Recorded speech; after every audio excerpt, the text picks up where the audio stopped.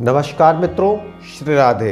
मैं अंशुल त्रिपाठी, आपका ज्योतिषविद एवं वास्तु शास्त्री, आपके पसंदीदा चैनल ज्योतिष पंचांग पे। मित्रों, आज हम एक विशेष वीडियो के साथ आपके सामने आए हैं। जो बालक शिक्षा में अच्छे अंक नहीं प्राप्त कर रहे हैं, जिन गार्जियनों के बच्चे क्लास में अच्छा स्थान नहीं पा रहे हैं, कोई भी चीज़ याद करते हैं लेकिन भूल जाते हैं, बार बार एक ही बात उनको बतानी पड़ती है।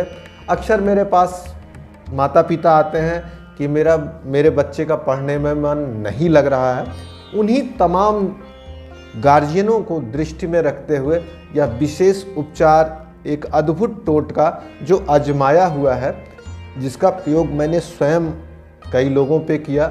मेरे गार्जियन और गुरुओं के द्वारा भी यह टोटका कई लोगों पे किया गया है। उन्हीं के माध्यम से मुझे यह टोटका प्राप्त हुआ है। इस क्रिया को करने मात्र से ही आप देखेंगे बालक में ढेर सारे सुधार आ जाते हैं। बालक की स्मरण शक्ति बढ़ जाती है, याद करने की क्षमता बढ़ जाती है, चंचलता उसमें घट जाती है। और यह क्रिया किसी भी उम्र के बालक के साथ की जा सकती है। सभी उम्र के बालकों के लिए लाभकारी होगी। इस वीडियो में हम क्रिया और क्रिया करने का समय ये दोनों बताएंगे, अतः पूरा वीडियो जरूर देखें। ज़्यादा समय न लेते हुए अब सबसे पहले हम बताते हैं कि इस क्रिया को करना कैसे है। सबसे पहले बालक को सुबह स्नान करा के नए वस्त्र पहना दिया जाए। वस्त्र में अगर पीला या सफ़ेद रंग का प्रयोग किया जाए तो विशेष शुभ होगा। बालक को वस्त्र पहनाने के बाद गणेश और गौरी की पूजा जरूर कराई जाए, चाहे गणेश और गौरी के मंत्रों के माध्यम से या बाकायदे पूजा की जाए ब्राह्मण के माध्यम से, या किसी श्रेष्ठ पंडित या पुजारी या ब्राह्मण के माध्यम से यह पूजा कराई जाए, या गार्जियन ही खुद ही गणेश जी की और गौरी जी के मंत्र को उच्चारित करें। बालक को सफ़ेद चंदन गंगा जल में मिला के लगाएं। उसके बाद जो है इस क्रिया को करना है। गणेश जी की पूजा इसलिए कहे कि कोई भी शुभ काम बिना गणेश जी की कृपा से नहीं हो सकता है, क्योंकि गणेश जी को आशीर्वाद है कि बिना आपकी पूजा के कोई भी क्रिया, धार्मिक अनुष्ठान स्वीकारी नहीं जाएगी। इस क्रिया को करने से पहले पूजा जरूर करें, साथ में संकल्प भी जरूरी है। मैं पहले भी कई वीडियो में कहा, किसी भी पूजा को करना है तो संकल्प जरूर करें। संकल्प करने की विधा मैंने बता दी है। आप संस्कृत में नहीं तो हिंदी में ही करें। आप अपना नाम, गोत्र, पिता का नाम, जिस स्थान पे हैं, जिस तिथि, जिस शुभ मुहूर्त में जिस कार्य को कर रहे हैं, ये तमाम वर्णन आप संकल्प में जरूर करें। खुद ना कर पाएँ तो किसी से करवाएं, लेकिन संकल्प जरूरी है। बिना संकल्प के उद्देश्य की पूर्ति नहीं होती है। अब हम सीधे क्रिया पे आते हैं कि क्रिया में करना क्या है। आपको चंदन लेना होगा। चंदन, लकड़ी वाला जो चंदन घिस के भगवान को चढ़ाया जाता है, उसको लेना है। और अनार के कलम को एक लेना है, और स्याही चंदन को बनाकर कलम के माध्यम से बालक की जिह्वा पर ऐंग मंत्र लिखना है, और साथ में उसके आज्ञा चक्र पर भी ऐंग मंत्र को लिखना है, जिससे बालक जो है यहाँ पर अपने सरस्वती की कृपा को महसूस करेगा और जिह्वा पे सरस्वती की कृपा को महसूस करेगा। ऐंग मंत्र जो है माता सरस्वती का बीज मंत्र है। आपने महामंत्र में सुना होगा ऐंग ह्रीं, तो ऐंग जो शब्द यूज हुआ, अक्षर यूज हुआ है, वो माता सरस्वती का बीज मंत्र है।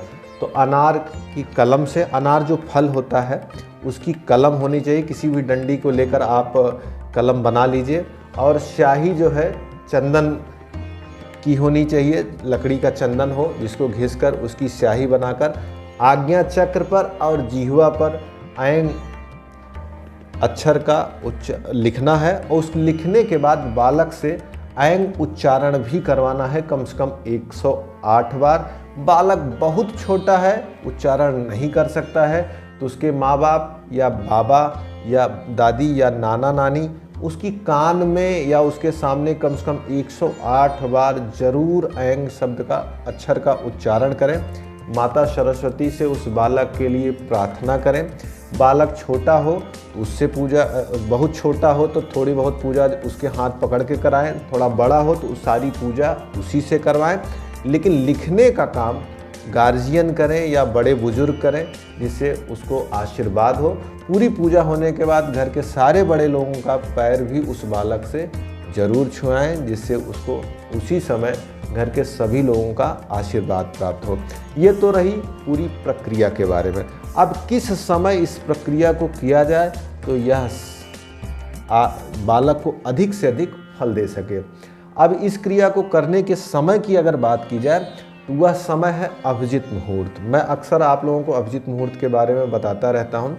यह एक ऐसा मुहूर्त होता है जिसमें कोई भी कार्य किया जाए वह सिद्ध होता है। 16 फरवरी में अभिजित मुहूर्त की अगर बात की जाए तो बसंत पंचमी के अवसर पर 12:10 से 1:04 तक अभिजित मुहूर्त है।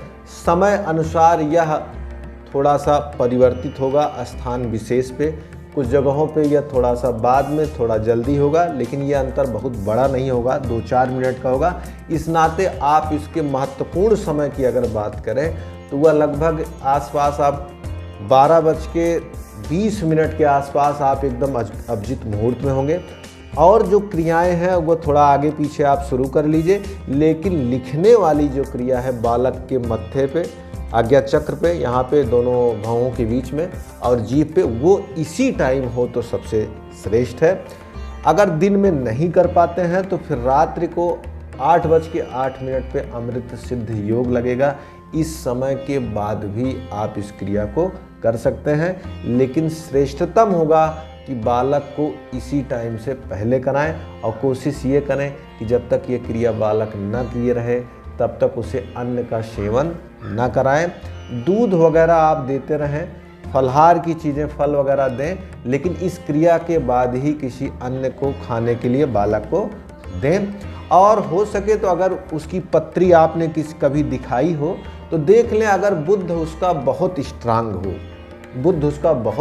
हो तो उसको हरी चीज़ें खाने को दें, हरा वस्त्र पहनाएं। लेकिन बुद्ध कमज़ोर हो, कुंडली में अच्छे घर का मालिक ना हो तो हरी चीज़ों का दान कराएं, हरी चीज़ें उसको दूसरों को दिलाएं, हरी चीज़ों का सेवन न कराएं, हरी चीज़ें न खाएं और माता सरस्वती की पूजा करें।